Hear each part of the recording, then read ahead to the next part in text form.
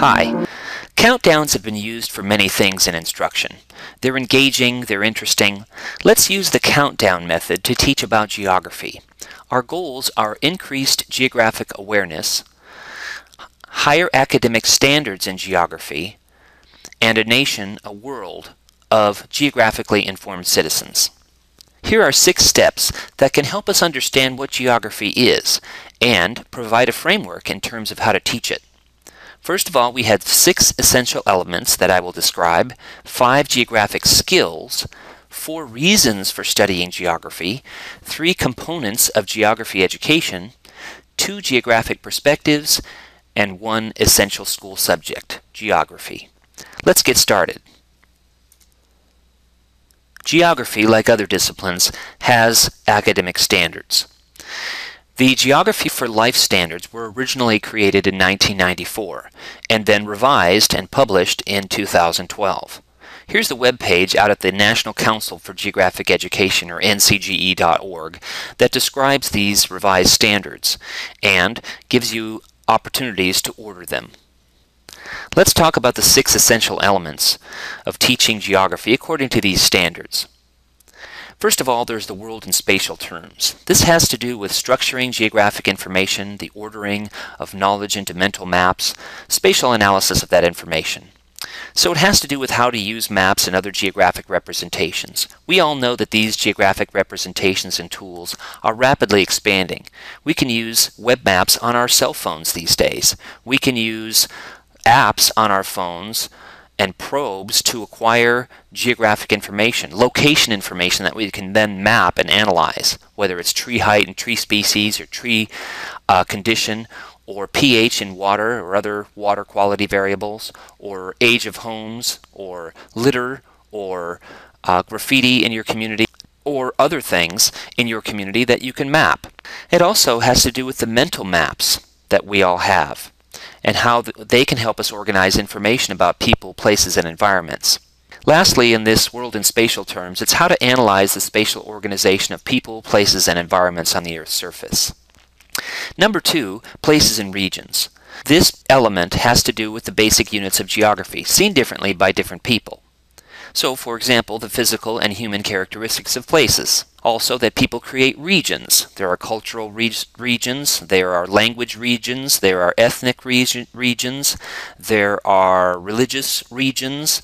There are all kinds of regions, not just physical regions, climate, eco-regions, that sort of thing, but there are created regions, cultural regions as well. Also, how culture and experience influence people's perception of those places and regions. The third element is physical systems. Specific content, including physical processes and ecoregions and ecosystems. First of all, the physical processes that shape the patterns of Earth's surface. Then, the characteristics and spatial distribution of ecosystems on the Earth's surface. The fourth element is human systems. Specific content, for example, population, human activities, migration, and so on. These include the characteristics, distribution, and migration of human populations historically and currently on the Earth's surface. Also, the complexity of Earth's cultural mosaics. I referred to some of those mosaics as regions earlier. And the patterns and networks of economic interdependence on the Earth's surface, which, as we all know, have rapidly changed, especially in the last few decades. Also, the patterns and networks of economic interdependence on the Earth's surface. Also, the processes, patterns, and functions of human settlement. How forces of cooperation and conflict among people influence the division and control of Earth's surface. The fifth element is environment and society. This is the interaction between physical and human systems, the central role of resources, for example. These include how human actions modify the physical environment, how physical systems affect human systems. Right? The study of geography is oftentimes referred to how people affect the environment and how the environment affects people. This is a bit oversimplified, but it, I think, conveys the essential element of geography, that these things interact. The changes also that occur in the meaning, use, distribution, and importance of resources.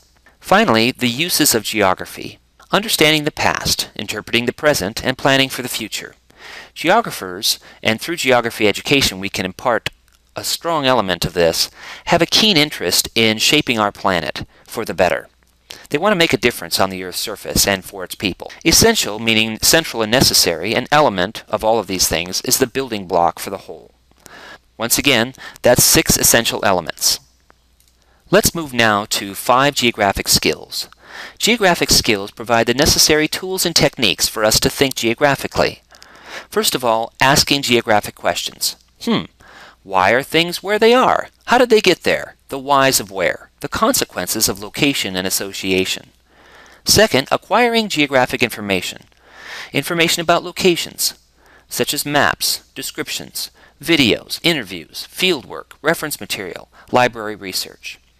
Third, organizing that geographic information, translating the data into visual form, making maps, graphs, tables, spreadsheets, timelines, oral and written summaries, and so on.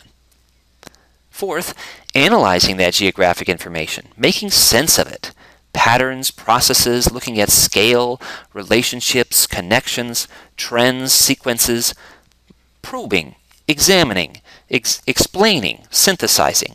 Finally, answering geographic questions, generalizations and conclusions, coming up with inferences, inductive and deductive reasoning, and also those lead to new questions. Then I added acting on the geographic knowledge. Okay, so you understand this phenomenon, this process a little bit better than you did earlier, but how can you act upon it now? How can you make the world a better place based on your geographic knowledge? It is essential that students develop the skills that will enable them to observe patterns, association, and spatial order. We're down to number 4 now. 4 reasons for studying geography. All individuals need to have an understanding of geography. I firmly believe that. All individuals need to have an understanding of geography. It's more true now than ever. First of all, the existential reason. Geography enables people to understand the intrinsic nature of humans' only home, the Earth. Second, the ethical reason. Geography forms a basis for humans to cooperate in the best interest of our only home, the Earth. Third, the intellectual reason. Geography captures the imagination, stimulates curiosity, and promotes better informed decision-making about our only home, the Earth. Fourth, the practical reason. Geography equips people to solve problems at the local through the global scales in our only home, the Earth. We need this understanding of geography for reasons that range from the most profound to the most utilitarian. So these are 4 reasons for studying geography. I would also add that geography is fascinating, it's interesting, it's essential for understanding our 21st century world and to make key decisions that affect all of us in our 21st century world. Now we're down to number 3. 3 components of geography education. Geography is composed of 3 interrelated and inseparable components. First of all, the subject matter, a distillation of essential knowledge that had been acquired over the centuries and is more relevant now, as I mentioned, than ever before. Also skills, tools, and techniques for us to think geographically or think spatially. Finally, the geographic perspective. Geographers have a unique perspective on the world. Perspectives bring societies and nature under the lens of geography, making sense of the world through a spatial perspective. All 3 of these, subject matter, skills, and perspectives, are necessary to being geographically informed. None can stand alone. We're down to number 2 now, 2 geographic perspectives. A perspective provides a frame of reference for asking and answering questions, identifying and solving problems, and evaluating consequences of alternative actions. First of all, the spatial perspective. Space and place, the essential dimensions of human experience, the essential issue of whereness. The ecological perspective, webs of relationships, understanding Earth as a complex set of interacting, living, and non-living elements. Geographic perspectives bring societies and nature under the lens of geography for interpretation and explanation. So the spatial perspective and the ecological perspective. We're down to our last number now, folks. 1 discipline that integrates the physical and human dimensions of the world in the study of people, places, and environments. And that, of course, is geography. Geography is the only discipline that asks you to make sense of our whole world and everything in it. Think about the issues that we have in our planet right now. Traffic, crime, political instability, climate change, ecosystem health, urbanization, migration, energy, water, natural hazards, all of these have a spatial or geographic dimension. So in order to grapple with all of those things, we need geography. So to sum, we've talked about 6, 5, 4, 3, 2, 1. That's our countdown to increase geographic awareness, higher standards, and a world of geographically informed citizens.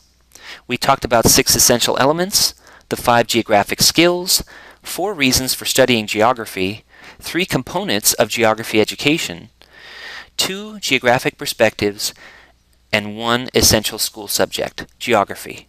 I would argue that it's not just a school subject, it's a lifelong learning process. It's a subject essential for every person on the planet. Thanks.